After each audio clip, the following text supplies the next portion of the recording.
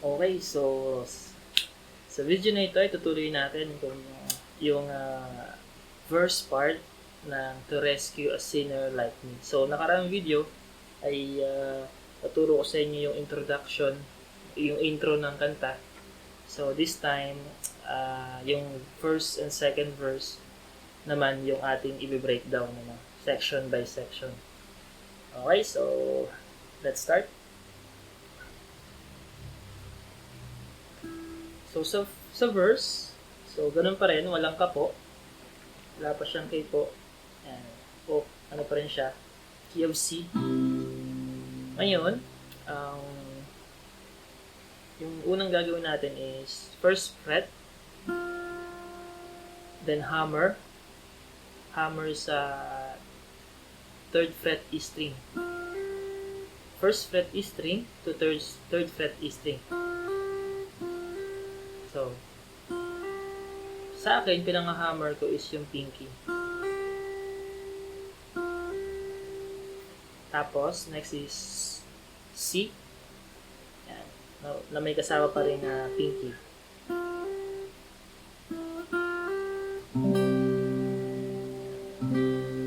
So, yung pagpalak niya is roll.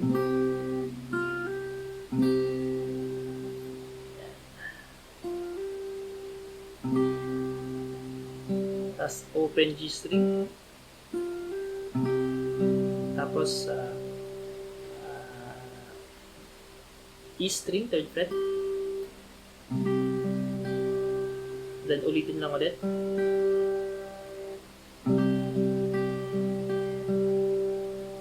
then open G string. So ganito yung magiging tunog niya.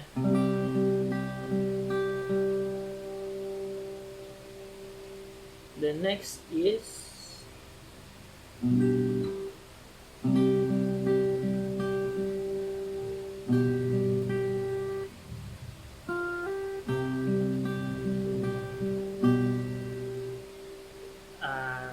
second fret B string, second fret A string, then third fret E string. So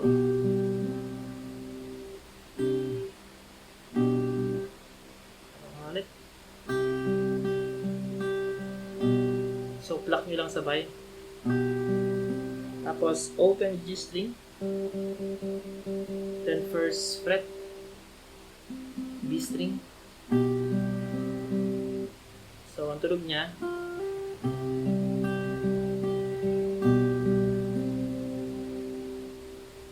Then, open G string. Bale. Tapos, dalawang first fret, third fret, E string. So, sana hindi ako magkamali-mali, ano? Okay, nalilito rin ako. Okay, so, saan na tayo? I don't understand. Tapos, dalawang third fret, E string. Tapos, dito sa mid, next is ito, tama. Yan, pala. So, ano yan? Ano meron dyan? So, magbabar ka dito sa pang 8th fret, itong tatlo. Tapos, itong middle finger dito sa 9th fret, G string. Tapos, yung bass mo ay open A string.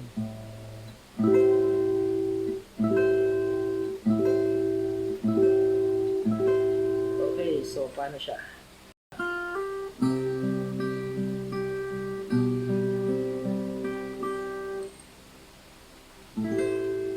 So yung pag-pluck is roll din.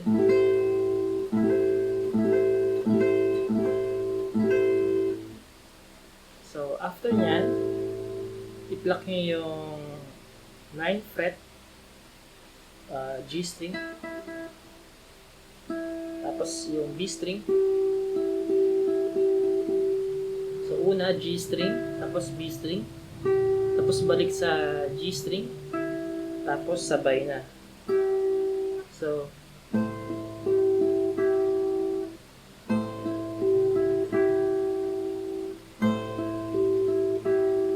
after nyan, itong ring finger nyo dito sa 10th fret A string. Yan, 10th fret A string.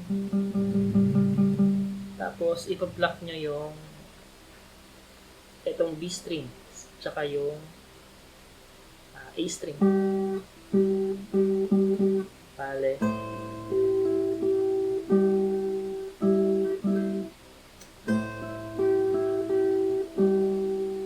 Yan.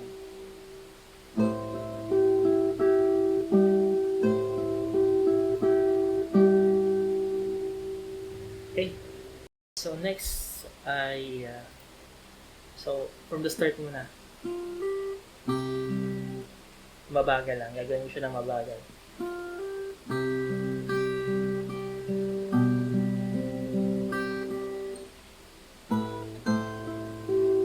Sorry. Isa pa.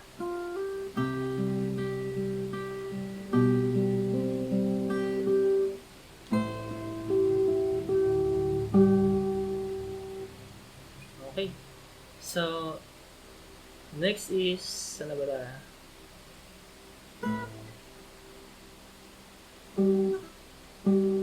So, i-pluck nyo, ganitong shape pa rin, pero ipa-pluck nyo na yung ito. Yung G string, yung E string, tapos, balik sa G string, tapos, bitaw, open string. Paano yan? So, ganito siya. So, ganito magiging tunog niya.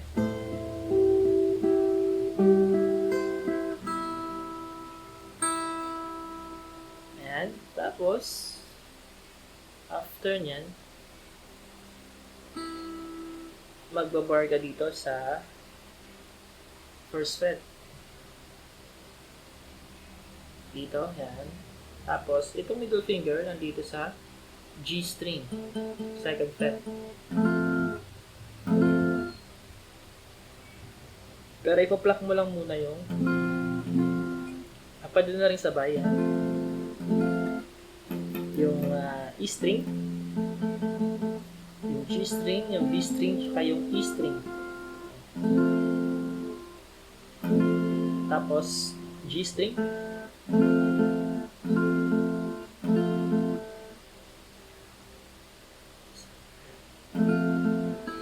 tapos open string, tapos second G string, yan, G string second fret,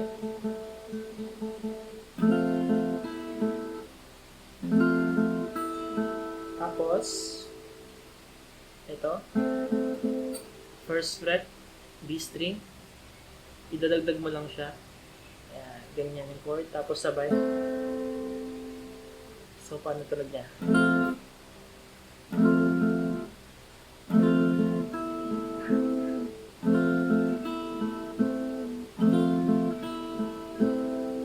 Tapos, open string, open E string, open G string, and first fret B string. So,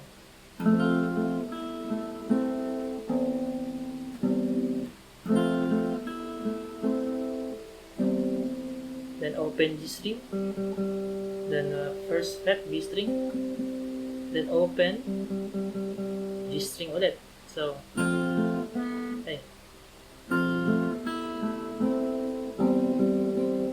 Tapos, third fret B string, tapos open string. So,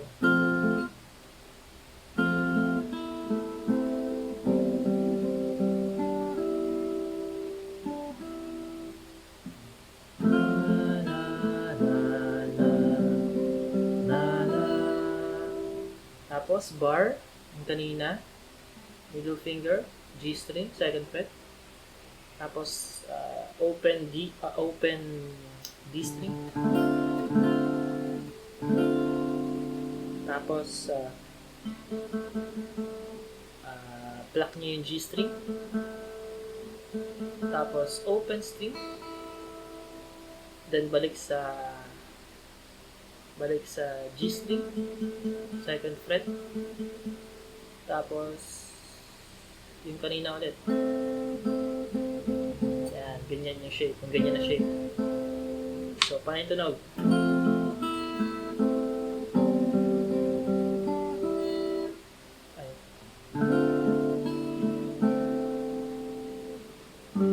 Tapos G. So, doon nyo lang yung nasa tabs. Yan na yan. After that, G.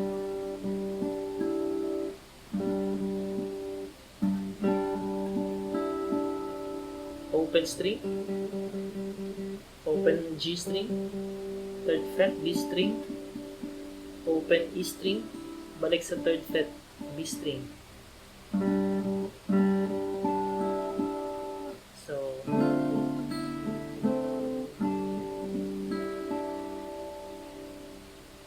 isa pa.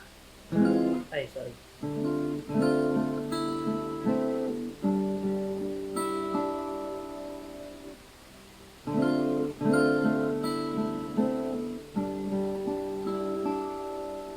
Isa pa. Last one.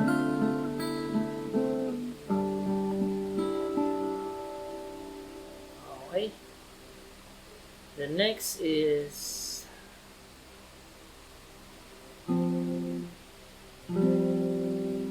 favorite part. So, ito yung shape niya. Ring finger sa third fret, D string. Tapos, open G string and first fret, B string. And roll. Pagka-roll, open G string. Tapos, first fret, B string, lock nyo. Tapos, open again. Tapos, papasok yung pinky sa third fret, B string. I-pluck nyo sabay yung open G string tsaka yung B string. Tapos, angat ulit yung pinky. Tapos, pluck nyo yung first fret, B string. And open E string. Tapos, open G string. Then, first fret, B string. Balik sa open G string. Tapos, first fret, B string. So, paano tuloy niya?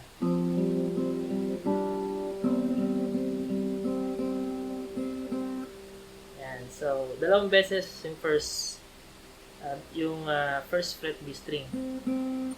So, and consider me every. Tapos, ito naman next. Same shape, pero ito idadagdag natin sa third fret E string. So, middle finger, third fret, D string, open G string, first fret, B string, third fret, E string. Tapos, after nyo ma-pluck, open G string, tapos pluck nyo yung B string and E string. Balik sa G string. Sige, paano siya? Aha.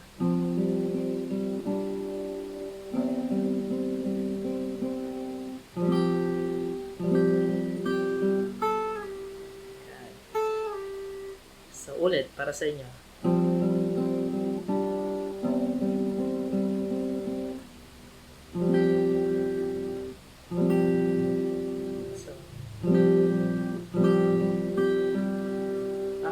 Slide from 5th fret to 3rd fret E string.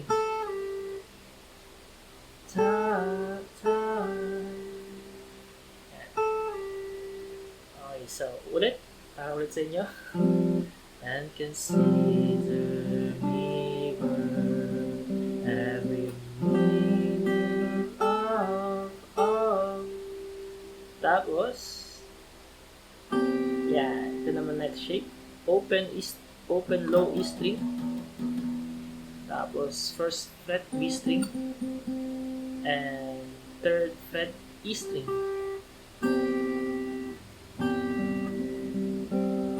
Then open G string, tapos first fret B string, balik sa open G string, tapos dalawa sabay siya, yung G string tsaka yung B string. So okay, so ano ulit yun? Saan na tayo? From the start, from the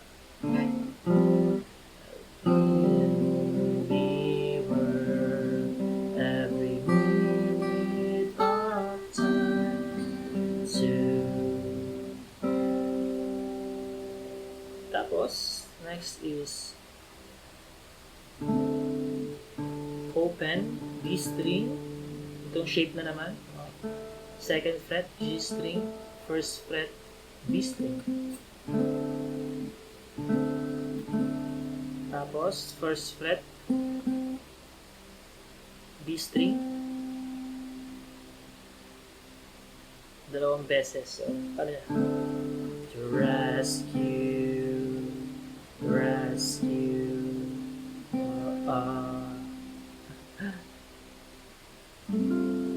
Next shape is ito, yung kanina.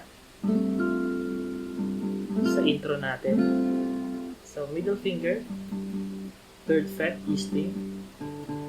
Then, ring finger pala, third fret, E string. Tapos, G string, second fret. Tapos, B string, first fret. Tsaka first fret E string. Nakabar yan.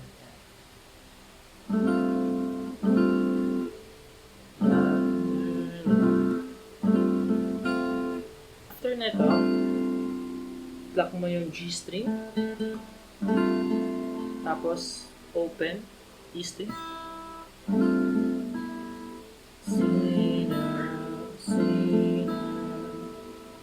Tapos, pluck mo ulit yung G string.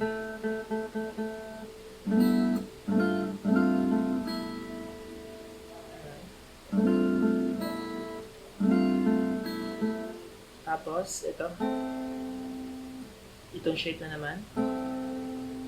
Sabay may pluck. Tapos, G.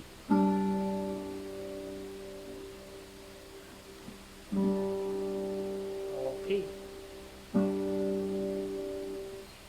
So, saan na tayo? So, from the start tayo, try natin. Sana walang mali. So, babagalan ko lang.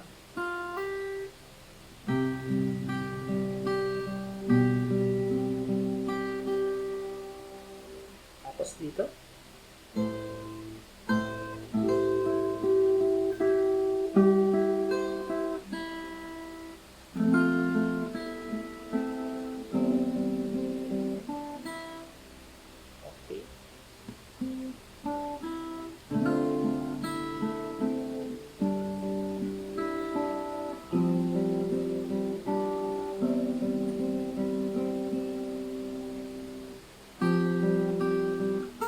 Ay, sorry.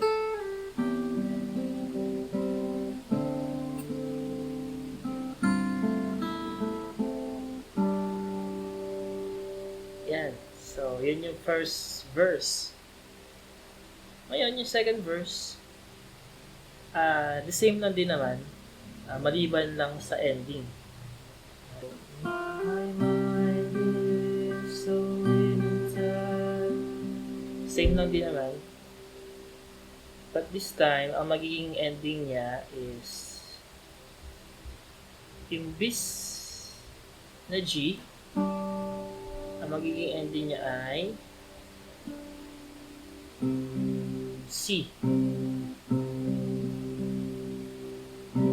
So, ganun yung magiging ending niya ng second verse. Then papasok na tayo sa chorus. Okay, so yung chorus, sa next video, doon ko ituturo sa inyo kung paano tugtugin yung chorus. So, sana practice nyo lang to. Practice nyo lang ng practice yan hanggang sa makuha ninyo.